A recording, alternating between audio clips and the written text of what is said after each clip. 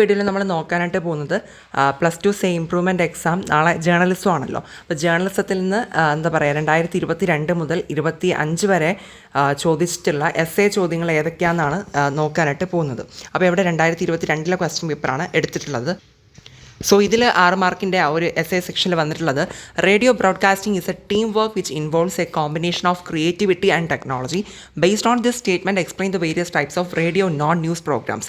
അപ്പോൾ പലതരത്തിലുള്ള radio non news പ്രോഗ്രാംസിനെ പറ്റി എക്സ്പ്ലെയിൻ ചെയ്യാനാണ് ചോദിച്ചിട്ടുള്ളത്. State the major differences between news paper and magazine. News പേപ്പറും മാഗസീനും തമ്മിലുള്ള മേജർ ഡിഫറൻസസ് എഴുതാൻ പറഞ്ഞിട്ടുണ്ട്.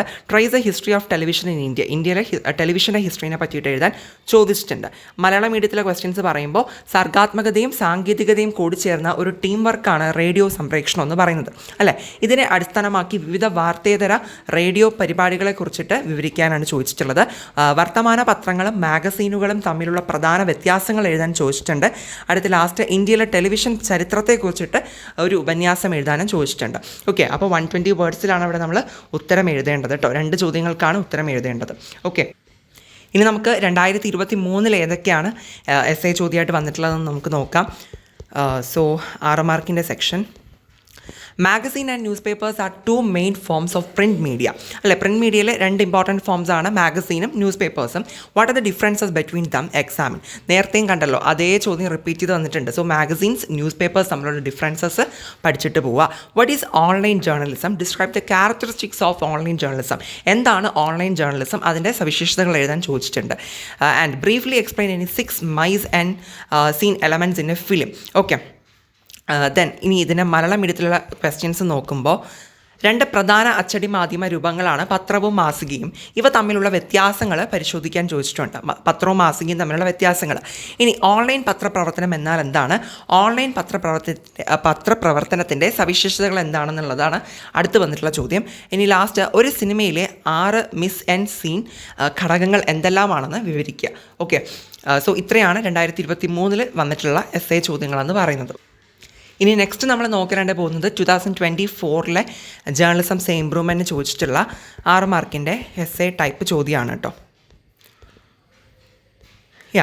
State the difference between news paper and magazine. കണ്ടോ, അഗെയിൻ റിപ്പീറ്റ് ചെയ്ത് വന്നിട്ടുണ്ട്. സോ ദാറ്റ് മീൻസ് അത് നമ്മൾ പഠിക്കുക എന്നുള്ളത് തന്നെയാണല്ലേ. അടുത്ത് explain the following. Consumer advertising എന്താ, സറോഗേറ്റ് അഡ്വർടൈസിങ് എന്താണ്, പബ്ലിക് സർവീസ് അഡ്വർടൈസിങ് എന്താ, ഈ 3 കാര്യങ്ങൾ എക്സ്പ്ലനേഷനോടുകൂടി എഴുതുക. And explain the characteristics of online journalism. Again ദാ വന്നിട്ടുണ്ട് ഓൺലൈൻ ജേർണലിസം റിലേറ്റഡ് ആയിട്ടുള്ള ചോദ്യം. അപ്പോൾ അത് ഇമ്പോർട്ടൻ്റ് ആണ്, പഠിച്ചിട്ട് പോവുക കേട്ടോ. സോ ഇനി അതിൻ്റെ മലയാളം മീഡിയം ക്വസ്റ്റ്യൻസ് നോക്കുമ്പോൾ മാഗസീനും ന്യൂസ് പേപ്പറും തമ്മിലുള്ള വ്യത്യാസം ഈ കണ്ട ക്വസ്റ്റ്യൻ പേപ്പറിലൊക്കെ നമ്മൾ കണ്ട ചോദ്യമാണ്.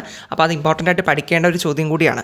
ഇനി വിശദീകരിക്കുക. കൺസ്യൂമർ അഡ്വർടൈസിങ് എന്താ, സറോഗേറ്റ് അഡ്വർടൈസിങ് എന്താണ്, പബ്ലിക് സർവീസ് അഡ്വർടൈസിങ് എന്താണ്, ആ 3 കോൺസെപ്റ്റ്സ് എക്സ്പ്ലെയിൻ ചെയ്യാനാണ് ചോദിച്ചിട്ടുള്ളത്.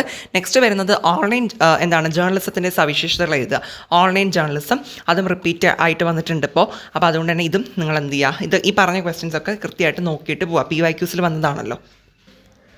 ഇനി നെക്സ്റ്റ് നമ്മൾ നോക്കാൻ പോകുന്നത് കഴിഞ്ഞ കൊല്ലം, അതായത് 2025 ജേർണലിസം സേ ഇംപ്രൂവ്മെൻറ്റ് ചോദിച്ചിട്ടുള്ള എസ്സേ ചോദ്യങ്ങളാണ്. Who is A radio presenter? What are the qualities of A good radio presenter? Briefly explain. ആരാണ് ഒരു റേഡിയോ പ്രസൻറ്റർ? അപ്പോൾ ഒരു റേഡിയോ പ്രസൻറ്ററിന് വേണ്ട ക്വാളിറ്റീസ് എന്തൊക്കെയാണ് ആൻഡ് അതിനെക്കുറിച്ചിട്ട് എക്സ്പ്ലെയിൻ ചെയ്യാൻ വേണ്ടിയിട്ടാണ് ചോദിച്ചിട്ടുള്ളത് കേട്ടോ. ഓക്കെ, അപ്പോൾ അത് നിങ്ങൾ നോക്കുക. ഇനി define online journalism. What are the characteristics of online journalism? Explain. Correct repeat ചെയ്ത് വന്നിട്ടുണ്ട് ഓൺലൈൻ ജേർണലിസത്തിന് റിലേറ്റഡ് ആയിട്ടുള്ള ചോദ്യം. അപ്പോൾ അതിൻ്റെ സവിശേഷതകളൊക്കെ കൃത്യമായിട്ട് എന്ത് ചെയ്യുക, നോക്കിയിട്ട് പോവുക. ഇനി there are different types of advertisement that we see in our day to day life. Identify any 3 types of advertisement and explain them briefly with example. Okay, നേരത്തെയും അഡ്വർടൈസ്മെൻറ്റ് റിലേറ്റഡ് ആയിട്ടുള്ള ക്വസ്റ്റ്യൻ കണ്ടത് തന്നെയാണല്ലോ. അപ്പോൾ ഇവിടെ എക്സാമ്പിൾസ് ഉൾപ്പെടെ നമ്മൾ explain ചെയ്യാനാണ് ചോദിച്ചിട്ടുള്ളത്. ഓക്കെ, മലയാളം മീഡിയത്തിൽ നോക്കുമ്പോൾ റേഡിയോ അവതാരകൻ ആരാണ്? ഒരു റേഡിയോ അവതാരകന് വേണ്ട ഗുണങ്ങൾ ലഘുവായി വിവരിക്കുക. അപ്പോൾ ഒരു റേഡിയോ അവതാരകന് വേണ്ടിയിട്ടുള്ള ഗുണങ്ങൾ എന്തൊക്കെയാണ്, ക്വാളിറ്റീസ് എന്തൊക്കെയാണെന്നുള്ളത് എഴുതാനാണ് ചോദിച്ചിട്ടുള്ളത്. അടുത്ത ഓൺലൈൻ ജേർണലിസം എന്നാൽ എന്തെന്ന് നിർവചിക്കുക. ഓൺലൈൻ ജേർണലിസത്തിൻ്റെ സ്വഭാവ ഗുണങ്ങൾ എന്തൊക്കെയാണെന്ന് വിശദീകരിക്കുക. ഓക്കെ, അപ്പോൾ ഓൺലൈൻ ജേർണലിസം റിലേറ്റഡ് ആയിട്ട് അഗെയിൻ ഇവിടെ ചോദിച്ചിട്ടുണ്ട് ക്വസ്റ്റ്യൻ. ഇനി അനുദിന ജീവിതത്തിൽ നാം പലതരത്തിലുള്ള പരസ്യങ്ങൾ കണ്ടുവരുന്നുണ്ട്. ഏതെങ്കിലും 3 പരസ്യങ്ങൾ തിരിച്ചറിയുകയും ലഘുവായി ഉദാഹരണ സഹിതം വിശദീകരിക്കുകയും ചെയ്യുക അല്ലേ.